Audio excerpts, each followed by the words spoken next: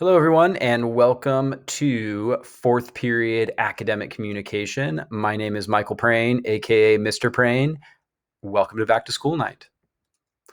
So, I have some information about me on the left there. I know many of you from previous years. I've been teaching academic communication at Mountain View High School for the last 4 years. I've been at Mountain View High School for 5. Before that, I was at Fletcher Middle School in Palo Alto and taught the AC program there for about 5 years, 4 or 5 years, maybe 6. And it's been absolutely great to be at the high school level and to be teaching this AC class. Another person that I wanted to introduce is Miss Gabby. Many of you know her already. She is a licensed marriage and family therapist, and she pushes into 2 of our classes per week. So she will join us on Tuesdays. No, excuse me, Wednesdays. Had to think of the fourth period schedule here. Wednesdays and Fridays. So she'll push in for the AC portion. And then she also is the one that leads our process group, which happens once every 2 to 3 weeks, in which students get together and talk and problem solve, talk about issues, talk about kind of anything that's come up for the week or through the curriculum. So she is a super valuable asset to our program. She's been working with the ASD community for, forgive me, Gabby, 20 years, 25 years, 25 plus years, somewhere in there. She's an absolute asset to have. She has experience doing behavior stuff, obviously lots of therapy stuff, and just amazing in general life experience. So we're very fortunate to have her in class. So where we're headed. One of the reasons that I love teaching academic communication at the high school level is because we are very much focused on that left-hand side there. We have students that graduate from high school and attend vocational programs, community college, job training, 4-year colleges, elite colleges, and everything in between. We want to foster independence and all of those things on the right. And the name of the game throughout high school, even if the student is in 9th grade, is always thinking about where is this student headed and how can we prepare them for whatever that is. Because we know that life does not end at when the student turns 18 or when they graduate from high school. So we really want to make sure that we're preparing them for whatever comes next. So what is this class about? So a lot of the students will tell you that we do social thinking in this class. I know that a lot of your students have a lot of experience in social thinking groups and may have done some stuff with Michelle Garcia Winner and her social thinking curriculum. So we focus a lot on the things on the right, just in general. But in a second, I'll show you, we kind of do it in our own high school way. All right. Oh, and just, yeah. This is also a big thing in high school as well, being able to work with others, including those that drive you absolutely crazy. It's one thing to be able to work in a group, which is complicated unto itself, but how do you work in a group when you just do not like one of the group members is something that we go back to a lot in academic communication. This is a common strand that we weave throughout whatever it is that we're doing.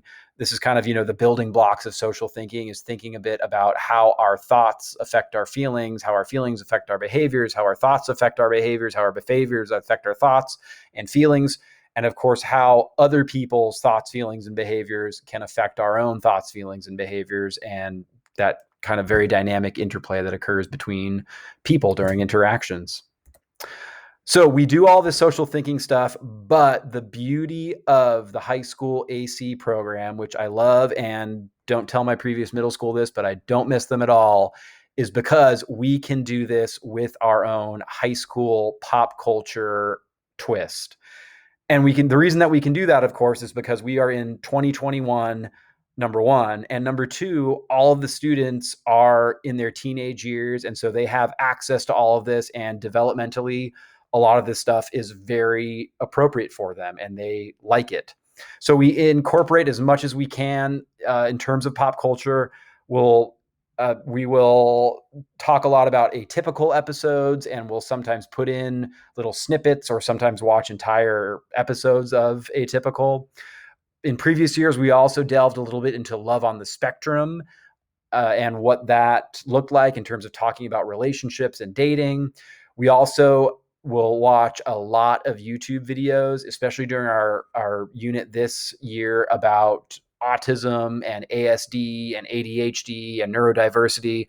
There are some amazing YouTube content creators out there that do awesome work, and their work is extremely thought provoking, and the kids love it, and it's entertaining, and it's well edited, and I am so thankful for YouTube. So that is the high school AC twist, which I love and appreciate.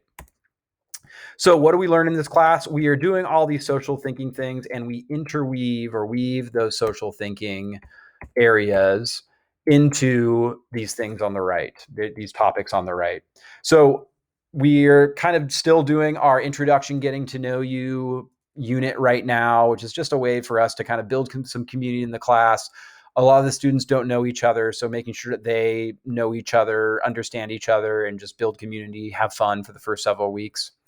After that, we're going to be talking a little bit about their IEPs, and we will be going over accommodations and goals, why they have an IEP, and we will have the students look at all anywhere from 16 to 22 pages of their IEPs and just going over what each part means. After that, we're going to be researching and looking at a really, really fun unit, which is on autism and neurodiversity. We're going to be looking at definitions and controversies. A lot of the students really like to dive into this. And, one of the questions that we weave into that is thinking and asking ourselves, how much do we identify as being on the spectrum?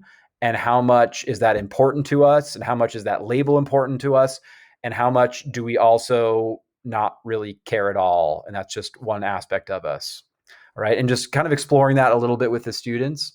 The controversies that we're going to be exploring, we're going to be talking about Dr. Andrew Wakefield, the infamous, was he? I think he was the infamous doctor. I know that. I was about to say professor, who linked vaccines to autism, and we'll talk about just the harm that that's done. And yeah, that's still in the news today, even with the COVID vaccine. So we're going to be looking a little bit about that.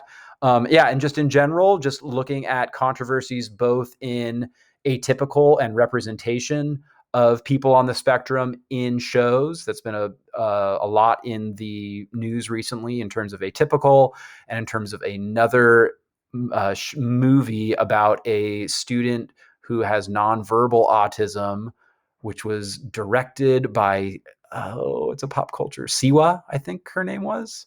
We'll be talking about that later on. So I'm really excited for that, and the students really, really like to kind of dive into those topics. And just in general, I rarely give out homework. If I do give out homework, it will be ask your parents a question or something that will take literally 5 seconds for them to do and you to do. How we divide this class. So 50% of this class, we are going to be doing social thinking and social communication, all of those topics that we looked at on this screen. And the other 50%, we're doing learning skills. So that's the time when students can get homework done, do check-ins with me about their ARIES and how they're doing in their classes, taking a look at Google Classroom. If a student is working on time management or prioritization, we'll be looking at that. And if you ask a student, what do we do during learning skills? They will say, do homework, which is true. We also do a lot of homework in there. So the magic occurs with those first 3 bullet points.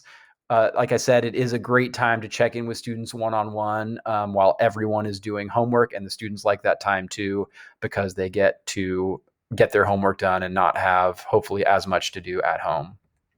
So contacting me, Mr. Prane. So by far the best way to contact me is email, michael.prane@mvla.net.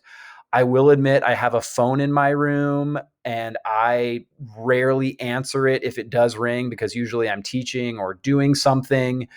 By far, I check my email far more than I will check phone messages, and I'm constantly on my email. So if you want to check in with me about your student's performance, of course, IEP issues, accommodations, literally anything, please, please, please email me, and we can either communicate via email or schedule a telephone call, or of course have an IEP meeting if that's what's needed or necessary. So I look forward to having a great year with your students, and I look forward to seeing you at your students' annual IEP, if not before. And yeah, once again, please let me know if you have any questions or would like to chat. All right, take care and have a great evening. Bye bye.